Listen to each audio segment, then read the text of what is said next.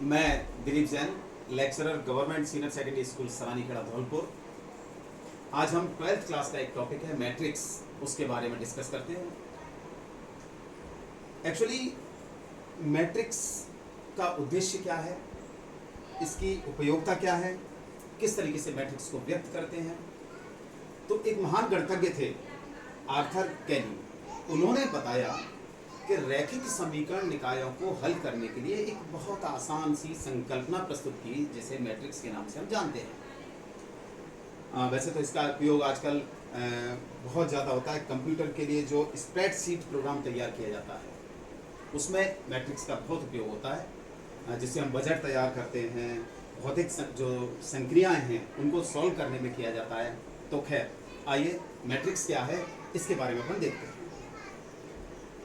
यहाँ देखिए, कुछ संख्याएं हैं, जैसे मैंने मान लिया mn संख्याएं हैं, मैंने मान लिया mn संख्याएं। इन संख्याओं को m पंक्तियों, ये पंक्तियां हैं इस तरीके से, और n स्तंभों, ये स्तंभ दिख रहे हैं आपको, को जब हम आयताकार सारणी के रूप में व्यवस्थित करते हैं, ये आयताकार सारणी है, आयताकार सारणी के रूप में व्यवस्थित करते हैं, तो उस सारणी को हम मैट्रिक्स कहते हैं।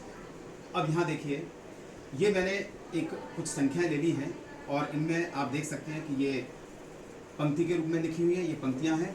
ये पहली पंक्ति है, पंक्ति को रो अपन कहते हैं, और चूंकि ये पहली पंक्ति है इसलिए मैंने इसको R1 कह दिया। ये दूसरी पंक्ति है इसलिए मैंने इसको R2 कह दिया। ये इसी तरीके से MB पंक्ति है तो मैंने इसको RM नाम दे दिया। ठीक इसी तरीके से आप देख सकते हैं, ये खड़ी जो संख्याएं लिखी हुई हैं, यानी इन्हें हम, जैसे पिलर होता है, कॉलम होते हैं, ठीक उसी तरीके से ये कॉलम है। तो ये पहला कॉलम है, मैंने इसको C1 लिख दिया। ये दूसरा कॉलम है, मैंने इसको C2 लिख दिया। ये तीसरा कॉलम है, इसको मैंने C3 लिख दिया। और इस तरीके से ये nवां कॉलम है तो इसको मैंने Cn लिख दिया। ये जो है, इन मैट्रिक्स को हम हमेशा अंग्रेजी के जो कैपिटल लेटर्स होते हैं उनसे व्यक्त करते हैं। तो मैंने इसको सपोज कर लिया A। इसको संक्षेप में कैसे लिखते हैं? अच्छा, संक्षेप में पहले मैं इसके संख्याओं के बारे में बता दूं। जैसे ये संख्या लिखी है, मैंने एग्जाम्पल के तौर पे ले लिया। इसके नीचे यानी सफिक्स में ये संख्या लिखी है 1 2। इसका क्या मतलब है? तो यहाँ हम देखते हैं कि A12, मैंने ये संख्या ले ली है।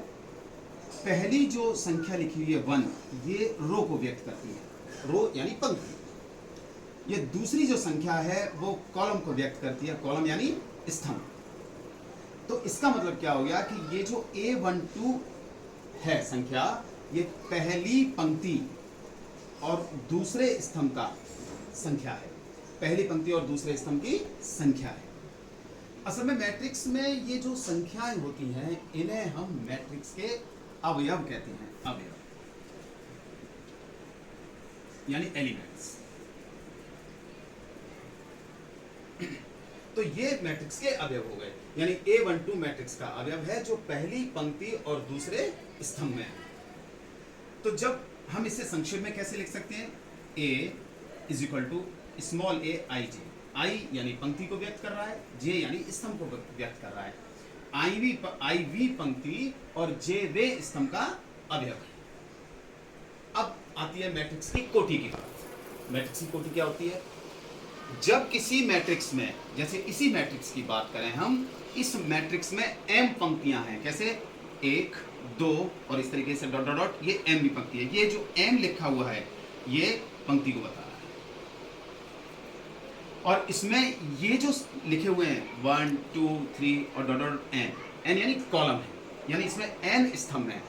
तो जब किसी मैट्रिक्स में m पंक्ति और n स्तंभ हो तो उसे हम m/n, m इंटू n नहीं कहेंगे अपन, इसको m/n क्रम का मैट्रिक्स कहते हैं। और इसे कैसे व्यक्त करते हैं? A = aij m/n। ध्यान रखिए, I और J जो सफिक्स में लिखे हुए हैं, इनका मान, जैसे I का मान तो 1 से बड़ा और बराबर, लेकिन m से छोटा और बराबर होता है। इसी तरीके से J का मान 1 से बड़ा और बराबर, n से छोटा और बराबर होता है। हमें यह भी ध्यान रखना है कि आई और जे बिलोंग्स टू एन, यानी आई और जे जो होती हैं वो प्राकृत संख्याएं होती हैं। आइए हम इसे एक एग्जाम्पल के माध्यम से देखते हैं कि एग्जाम्पल से मैट्रिक्स कैसे बनाएंगे, वो सारी चीज़ें हम देखते हैं। तो देखिए क्वेश्चन है 2x2 क्रम का आव्यूह ज्ञात कीजिए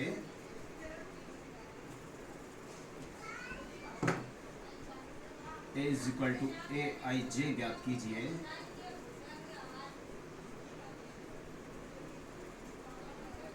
जिसके अवयव